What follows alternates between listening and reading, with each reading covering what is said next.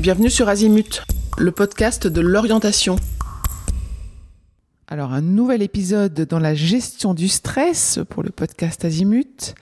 Et celui-ci, il est consacré au rire. Alors, est-ce qu'on va bien se marrer ? Alors, je ne sais pas si on va bien se marrer, mais en tout cas, on va apprendre des choses. Et notamment, en fait, que certes, tout au long de ces épisodes sur la gestion du stress, je vous ai recommandé et nous vous avons recommandé de respirer.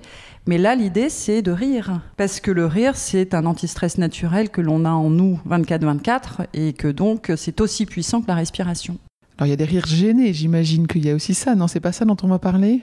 L'idée, c'est plutôt de comprendre pourquoi le rire va vous faire du bien et pourquoi il est important à certains moments de stress, de situations un peu difficiles à traverser, de penser aussi au rire en plus de la respiration. Il y a de nombreuses études qui ont montré que le rire était vraiment un anti-stress puissant.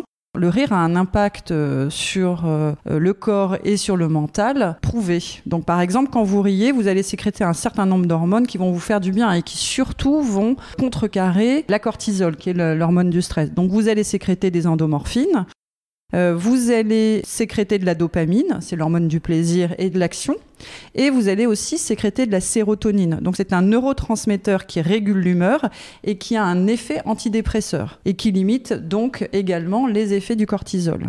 Un autre point important sur le rire, c'est que ça favorise le sommeil. Parce que vous allez relâcher les tensions, vous allez détendre le visage, les fameux zygomatiques, et tout le haut du corps. Et le phénomène est renforcé d'ailleurs par la sécrétion de sérotonine qui permet la sécrétion de mélatonine, l'hormone du sommeil.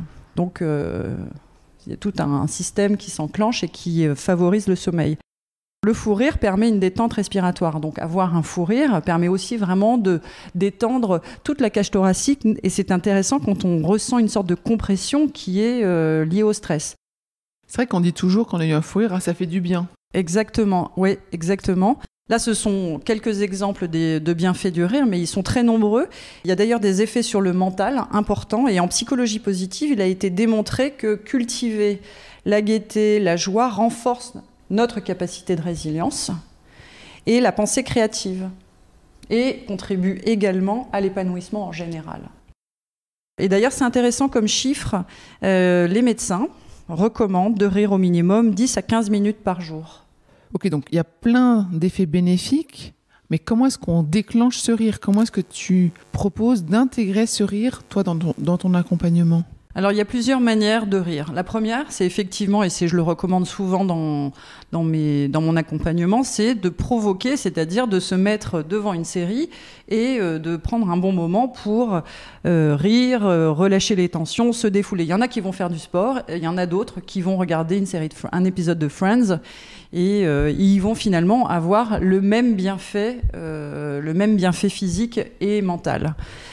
Cela dit, on n'a pas toujours envie de rire. La bonne nouvelle, c'est qu'en fait, si vous riez ou souriez de façon forcée, ou que vous souriez ou vous riez de façon naturelle, l'impact est le même.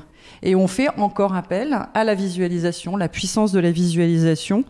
Une étude menée par des chercheurs américains en 2005 a démontré que le déclenchement volontaire de comportements habituellement provoqués par certaines émotions pouvait éveiller ces émotions.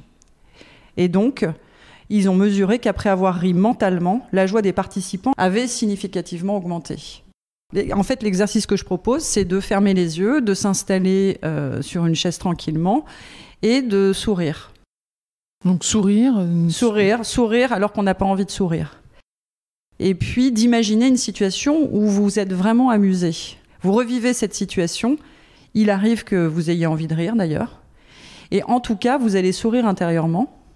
Peut-être même que vous allez avoir un sourire qui va se dessiner sur les lèvres, parce qu'en plus, vous vous forcez à sourire, mais ce sera du coup plus du tout forcé. Vous allez vivre cette situation amusante, à nouveau, les yeux fermés, et en ressentir tous les bienfaits, déjà par les sensations, où vous sentirez probablement le corps qui se détend, une émotion agréable qui remplit de plus en plus votre corps. Donc en fait, en période de stress, si on s'est bien entraîné aussi, si on sait le faire, aller s'enfermer avant l'examen et juste afficher un sourire sur son visage, potentiellement ça permet de se redoper un petit peu Alors, vous vous installez, effectivement, vous allez, comme tu dis, vous cacher quelque part, fermer les yeux, sourire et respirer. Imaginez la combinaison des deux, vous allez clairement vous détendre.